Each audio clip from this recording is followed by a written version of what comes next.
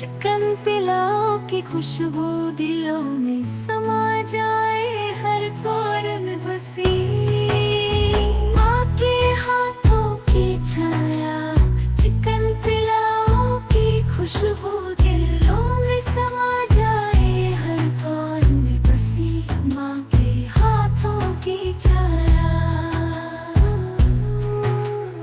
हलीमा का रसोई, हलीमा का रसोई, रंग बिरंगी दुनिया स्वादों की टोली। হাই বন্ধুরা, আজকে আমি আবার একটা নতুন রেসিপি নিয়ে আসলাম। রেসিপিটা হলো চিকেন কষা আর পোলাও। চিকেন কষা আর পোলাও কার না খেতে ভালো লাগে? মায়ের হাতের হলে তো আরও মন চায় খাওয়ার জন্য। মায়ের রান্না রেস্টুরেন্টকেও হার মানায়। তাই আমি মায়ের রেসিপিটাকে ফলো করে এই ভিডিওটা বানানোর চেষ্টা করেছি। তাই প্লিজ ভিডিওটাকে শেষ পর্যন্ত দেখতে থাকুন। আমি এখানে গোবিন্দভোগ পোলাওয়ের চাল নিয়ে নিয়েছি 4 কাপ। চালটাকে ভালো করে ধুয়ে নেব। এখন আমি চালটাকে ভালো করে ধুয়ে নিলাম, দিয়ে একটা ট্রের মধ্যে ভালো করে ছড়িয়ে ছড়িয়ে চালটাকে রেখে দিচ্ছি, যেন চালটা ভালো করে ড্রাই হয়ে যায়। চালটাকে আমি এখানে 15 মিনিটের মতো রেখে দেব। মাংসের জন্য আমি একটা কড়াই এখানে তেল নিয়ে নিলাম। এখানে মাংসের সাইজগুলো দেখিয়ে দিচ্ছি। আমি মাংসের সাইজগুলো বড়ই রেখেছি। আমি এখানে মাংসে দেওয়ার জন্য আমি 4টে স্লাইস করে পেঁয়াজ নিয়ে নিয়েছি। তেলটা গরম হওয়ার পরে আমি স্লাইস করা পেঁয়াজটা দিয়ে দিলাম।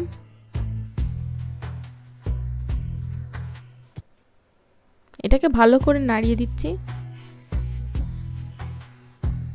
আমি এটাকে হালকা ব্রাউন করে ভেজে নিচ্ছি। দেখতে পাচ্ছেন এখন হালকা ব্রাউন হয়ে গেল। আমি এখানে আদা, রসুন, শুকনো লঙ্কার পেস্ট দিয়ে দিলাম 2 চামচ। এটাকে ভালো করে আমি কষিয়ে নিচ্ছি, যতক্ষণ না আদা রসুনের কাঁচা গন্ধটা গেছে ততক্ষণ। আমি এটাকে ভালো করে লাল লাল করে কষিয়ে নিচ্ছি। কষিয়ে নেওয়ার পরে এখানে আমি দিয়ে দিলাম স্বাদ মতো লবণ, তারপর দিয়ে দিলাম 1 চামচ হলুদ, তারপর দিয়ে দিলাম এখানে 2 চামচ কাশ্মীরি লঙ্কার গুঁড়ো। তারপরে দিয়ে ভালো করে আমি এটাকে কষিয়ে নিচ্ছি। ভালো করে 3-4 মিনিট কষিয়ে নিলাম।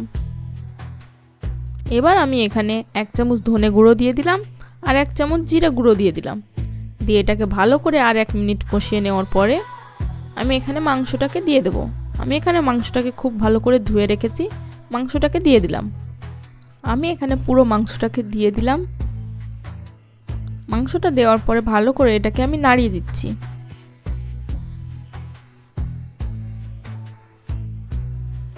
আমি এটাকে ভালো করে কষে নেব প্রায় 15 মিনিটের মতো। যতক্ষণ না মাংস থেকে জল বেরিয়েছে ততক্ষণ আমি এটাকে কষিয়ে নিচ্ছি। এখন 15 মিনিট আমার কষিয়ে নেওয়ার পরে মাংস থেকে জল বেরিয়েছে। তারপর আমি এখানে দিয়ে দিলাম 4টে এলাচ আর 2টো তেজপাতা। দিয়ে এটাকে ভালো করে আবার 2-3 মিনিটের মতো কষিয়ে নেওয়ার পরে আমি এখানে 1 কাপ জল দিয়ে দিলাম। আপনারা চাইলে এরকম কষা কষাও রাখতে পারেন, কিন্তু আমি একটু গ্রেভি পছন্দ করি বলে আমি একটু জল দিয়ে দিলাম। দিয়ে এটাকে ভালো করে আমি 5 মিনিট কুক করে নিচ্ছি। এখন আমি ঢাকা দিয়ে দিলাম। 5 মিনিট পর দেখেন আমার মাংসটা অলমোস্ট কমপ্লিট হয়ে গেল। কত সুন্দর হয়েছে, কালারটাও খুব সুন্দর এসছে। এখানে আমি 8 কাপ জল নিয়ে নিয়েছি। জলের মধ্যে আমি এখানে দিয়ে দিচ্ছি 4টে তেজপাতা, 10টে গোলমরিচ, 5টে এলাচ আর 6 টুকরো দারচিনি। তারপর এখানে আমি দিয়ে দিলাম একটা মিডিয়াম সাইজের স্লাইস করা পেঁয়াজ। দিয়ে এটাকে ভালো করে আমি নাড়িয়ে দেওয়ার পরে ঢাকা দিয়ে দিলাম জলটাকে ফোটানোর জন্য। এখানে আমি একটা পেস্ট বানিয়ে নেব। তার জন্য নিয়ে নিয়েছি গোটা ধনে আর গোটা মৌরি, তার সঙ্গে দিয়ে দিলাম স্লাইস করা কয়েকটা আদার টুকরো। দিয়ে এটাকে ভালো করে মিক্সিতে গ্রাইন্ড করে আমি এটাকে ছাঁকনিতে ছেঁকে নিলাম। ছাঁকার পরে যে জলটা বেরোলো সেটাকে আমি রেখে দিচ্ছি। এদিকে আমার জলটা ফুটে গেছে। আমি এবার এটাকে অন্য একটা পাত্রে তুলে রেখে দিলাম। আমি এখানে একটা পাত্রে তেল নিয়ে নিলাম পোলাওয়ের বেরেস্তা ভাজার জন্য। আমি এখানে স্লাইস করা 3টে পেঁয়াজ দিয়ে দিলাম। আমি এটাকে হালকা লাল লাল করে ভাজার পরে আমি এখানে কাজু আর কিশমিশ দিয়ে দিচ্ছি। কাজু আর কিশমিশটাকে হালকা ব্রাউন করে ভেজে নেওয়ার পরে আমি এখানে 2 চামচ ঘি দিয়ে দিলাম।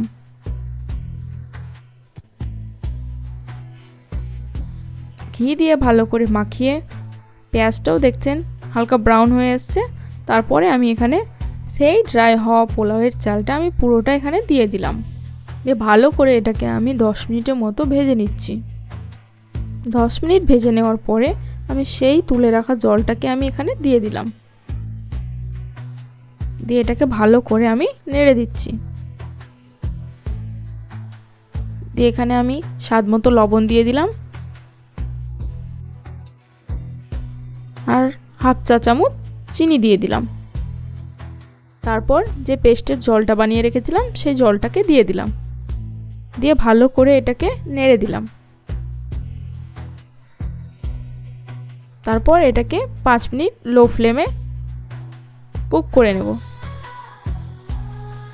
দেখেন আমার পোলাওটা এখন কমপ্লিট হয়ে গেল। এখনও একটু হালকা হালকা জল জল হয়ে আছে, কিন্তু গ্যাসের ফ্লেমটা বন্ধ করে দিলে জলটা নিজেই শুকিয়ে যাবে। আমি এখানে সার্ভ করে দিচ্ছি। দেখেন এখানে আমি সার্ভ করে দিলাম।